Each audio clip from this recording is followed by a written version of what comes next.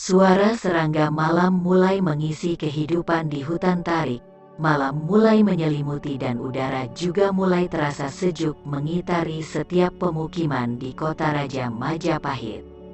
Beberapa rombongan punggawa, pejabat dan penduduk sudah duluan berangkat beberapa hari sebelumnya, termasuk rombongan Lata Manjari Putri Angkat Tribuana Tunggadewi bersama Ayu Wandiri dan Mahesa Dharma.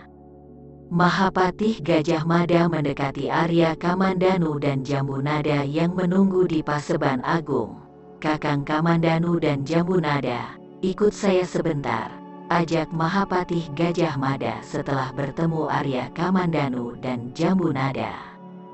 Arya Kamandanu dan Jambunada segera mengikuti langkah kaki Mahapatih Gajah Mada yang mengarah ke selatan bangunan Paseban Utama. Bangunan itu merupakan tempat beribadah Ibu Suri Biksuni Rajapatni Gayatri.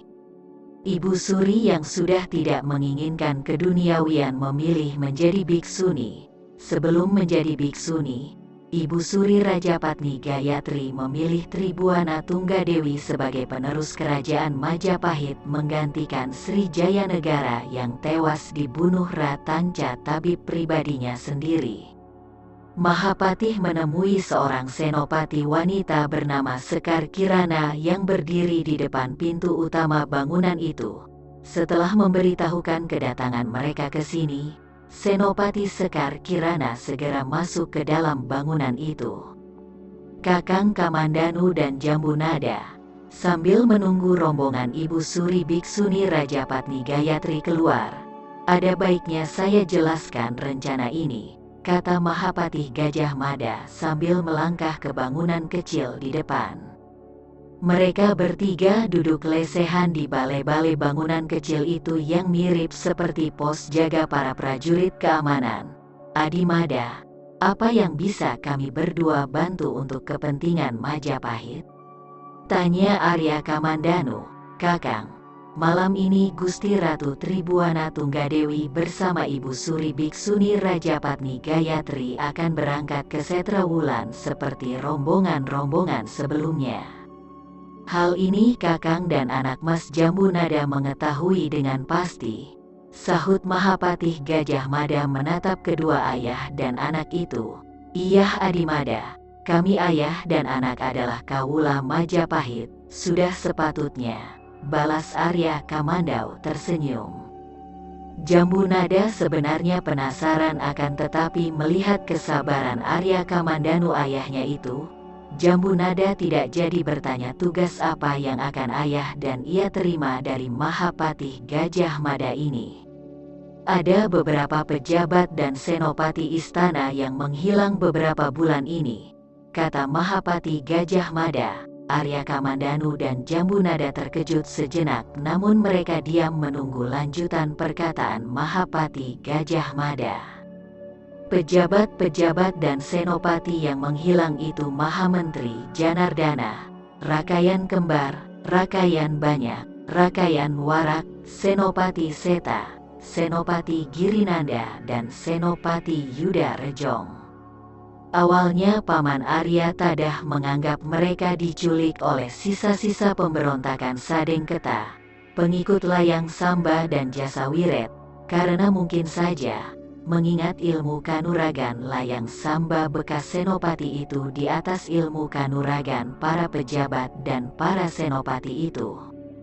Di Paseban Agung, Paman Arya Tadah, Pangeran Janaka Adityawarman Putra Mahkota Darmasraya Swarnabumi, Pangeran Kudamerta, Gusti Raja Pangeran Cakradara, Mahamentri Mano, Adi Gajah Enggon, Senopati Sekar Kirana istri Adi Gajah Enggon, Senopati yang tadi saya temuin, Senopati Panji Kumala, Senopati Mahesa Lamat dan saya sendiri. Lanjut Mahapatih Gajah Mada lalu menatap ke arah daun pintu utama bangunan Ibu Suri Rajapatni Biksuni Gayatri. Arya Kamandanu dan Jambunada menunggu Mahapatih itu melanjutkannya. Mereka berdua tahu Gajah Mada sedang menenangkan diri. Terlihat Mahapatih bertubuh gempal tegap besar itu menarik nafas dalam. dalam beberapa kali.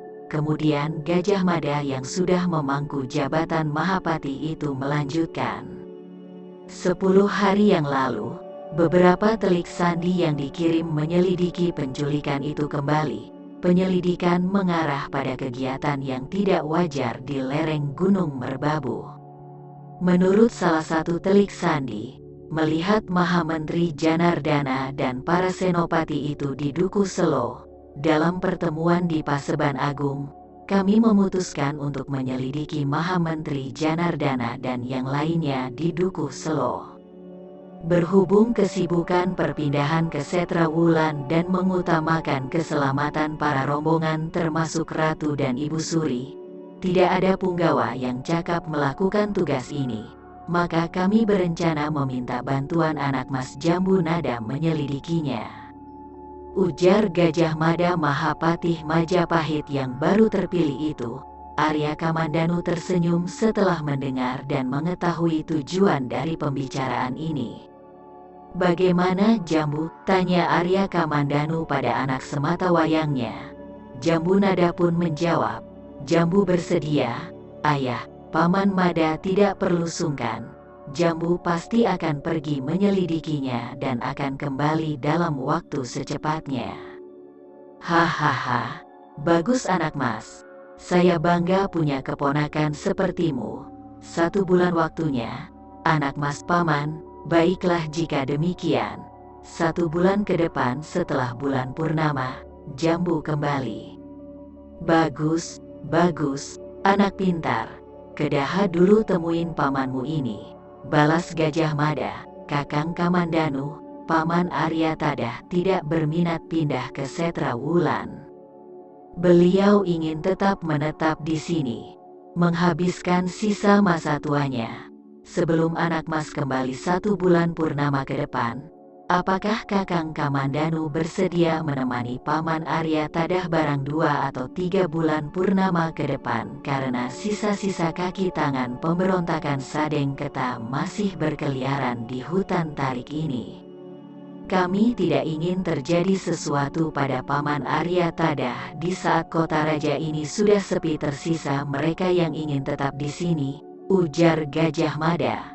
Adi Mada, saya sepemikiran dengan Paman Arya Tadah.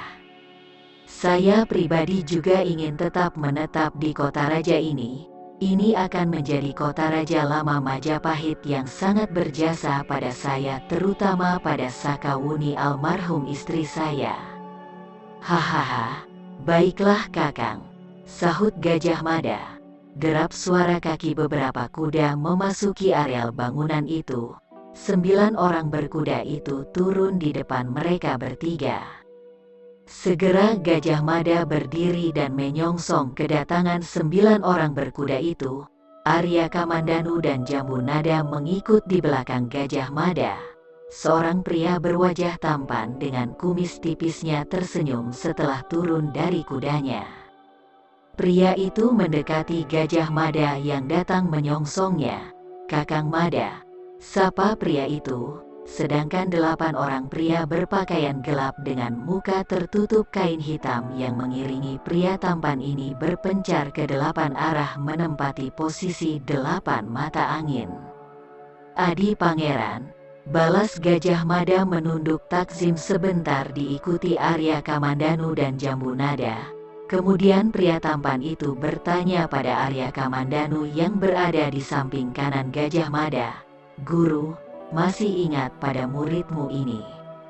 Arya Kamandanu mengangkat wajahnya yang tertunduk. Dipandangi wajah pria tampan di hadapannya itu, samar-samar Arya Kamandanu melihat ada kemiripan dengan wajah seorang anak yang 30 tahun silam pernah menjadi muridnya di Istana Majapahit saat ia menjabat sebagai Panglima Majapahit. Ah, Gusti Batara Siwa. Kalau tidak salah Ananda Pangeran Janaka, jawab Arya Kamandanu. Hahaha, iya guru, terimalah hormat Ananda, guru. Selesai berkata, Pangeran Janaka bersimpuh depan Arya Kamandanu. Bangunlah Pangeran, kata Arya Kamandanu menerima hormat Pangeran Janaka. Arya Kamandanu cukup terharu bisa bertemu salah satu muridnya yang bandel ini. Saat ia menjabat Panglima Perang Majapahit, Arya Kamandanu dan istrinya Sakawuni saat itu menjabat Senopati Perang, diminta langsung oleh Raden Wijaya Sri Rajasa Jayawardana untuk mendidik putra-puterinya dalam olah kanuragan. Arya Kamandanu melatih Jayanegara anak Dara Petak dan Pangeran Janaka anak Dara Jingga yang datang berkunjung dari Suwarna Bumi beberapa tahun. Sedangkan Sakawuni melatih olah kanuragan pada semua puteri Raden Wijaya termasuk puteri Tribuana Tunggadewi yang sekarang menjadi Raja Majapahit ketiga. Adi Pangeran, saya sudah utarakan pada Kakang Kamandanu dan anak Mas Jambunada perihal penyelidikan di Dukuh Selo dan penjagaan pada Paman Arya Tadah. Kakang Kamandanu dan anak Mas Jambunada menyanggupinya, ujar Gajah Mada pada Pangeran Janaka. Baiklah Kakang Mada, sahut Pangeran Janaka. Senopati Sekar Kirana keluar. Setelah memberi hormat pada Pangeran Janaka junjungannya, Senopati Sekar Kirana memberitahukan kesiapan Ibu Suri Rajapatni Biksuni Gayatri sudah hampir selesai berkemas.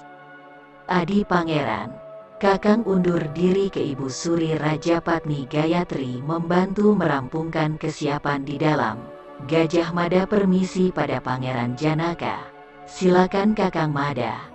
Adi tunggu di sini sekalian melepaskan rindu sebentar pada Guru Adi. Balas Pangeran Janaka pada Gajah Mada. Gajah Mada tersenyum dan bergegas ke dalam bangunan Ibu Suri Rajapatni Biksuni Gayatri diikuti Senopati Sekar Kirana dan juga 8 orang pengawal Pangeran Janaka turut ke dalam setelah mendapat isyarat tanda siulan dari Pangeran Janaka.